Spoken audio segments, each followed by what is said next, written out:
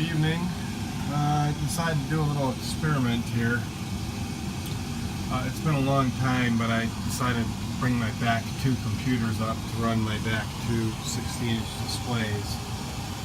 Because obviously things look a lot better when they're full surround. So now I have back to 1, 2, 3, 4, 5 60-inch displays. So I got full wraparound going.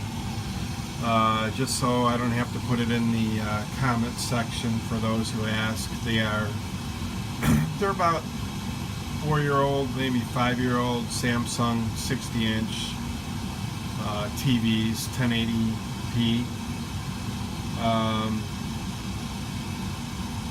They are the front three are running off of one computer, the main X-Plane computer, master, if you will. It has a i7-7700 Kaby Lake processor, overclocked to about 4.2. SSD drives. It's got a 500 gig drive on it for scenery. It's a spin drive, 7200 RPM spin drive, 32 gig of memory. GPU is slightly overclocked, and I'm running in surround mode. And then in X-Plane I'm running 3 different views, and it's important to note that because if I pull it up here, the config,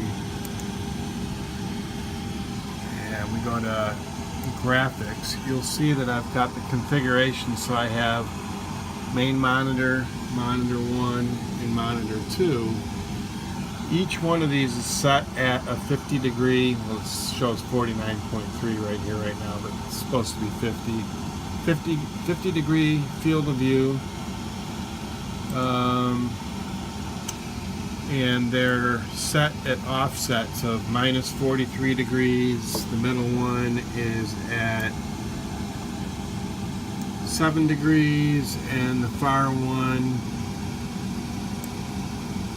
is at 57 degrees. So basically 50 degrees, 50 degrees, and 50 degrees. And that's important because it actually causes you to run 3 instances of X-Plane on one computer, or 3 instantiations of it, which sucks down a lot of power, and thus the frame rates won't be as high as when you're running one single wide view. Like I could run a whatever 1980 times 3 is what, 58 something by 1024 or whatever it is. Anyway, one wide view with all those pixels would still run way better than running 3 separate slices like this, but you wouldn't get the full surround effect that you do when you're running 3 independent 50 degree views, and they're each, offset around a circle of 150 degrees.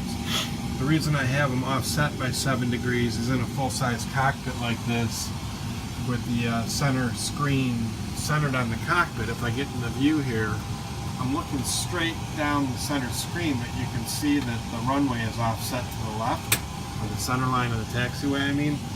And that's because I have it set up so it looks right for the pilot.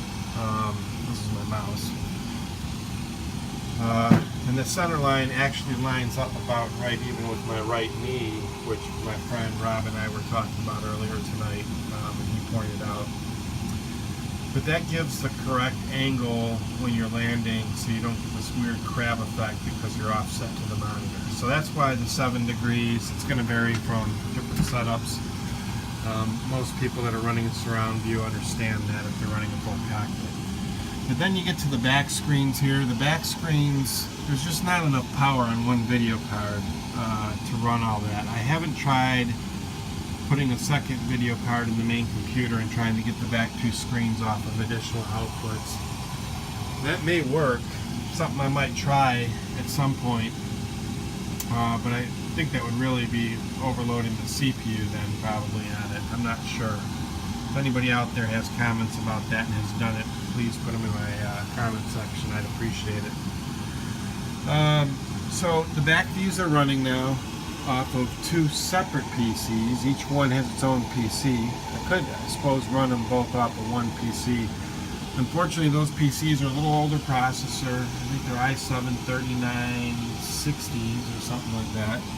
6-core processors, 16 gig of RAM, and they have older NVIDIA GTX 660 Ti cards in them, so with only 4 gig of video memory on each one.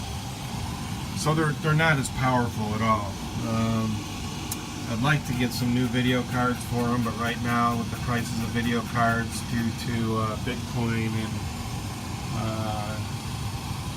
the wonderful cyber currency mining that we're seeing going on, it's affecting the whole video game market, and the prices are outrageous. So I'll just hold off. But I'm getting pretty good frame rates on them anyway, so you may not need a big video card. Now the interesting thing here is that in trying to get the weather to sync across them, of course the front 3 running on one computer, the weather's perfect. This is XEnviro. You can see the clouds look smooth right across the break between displays. And that's because it's all coming out of the same video card, same computer.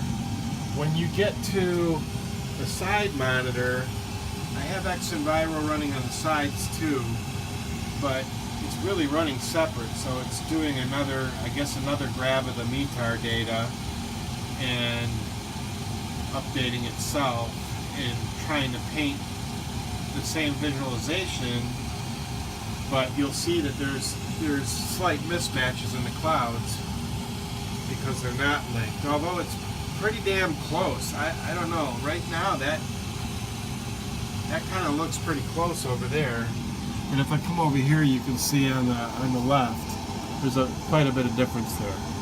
Sky colors match up pretty good, but the clouds is where you're going to see the difference. And you know, it's something that I think I'll just have to live with because I like the views this way, and unless I can get another video card on that main computer and run all 5 displays off of one computer, I'm probably going to always have this issue. But again, you know, it just changed a little bit, and that's really not too bad. And when you're flying, you tend to look out the front ones anyway. The side ones really become more of a kind of peripheral vision. They're really awesome when you're going down the runway or turning on taxiways or banking. It really gives you that feeling of motion in the sim. But I don't think you'll probably lock in on it any more than you don't really lock in on viewing bezels.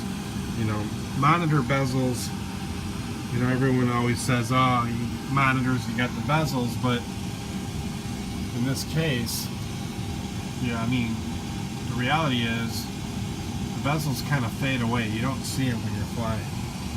Anyway, I'm going to stop this video here and then I'll start another video and I'll actually fly.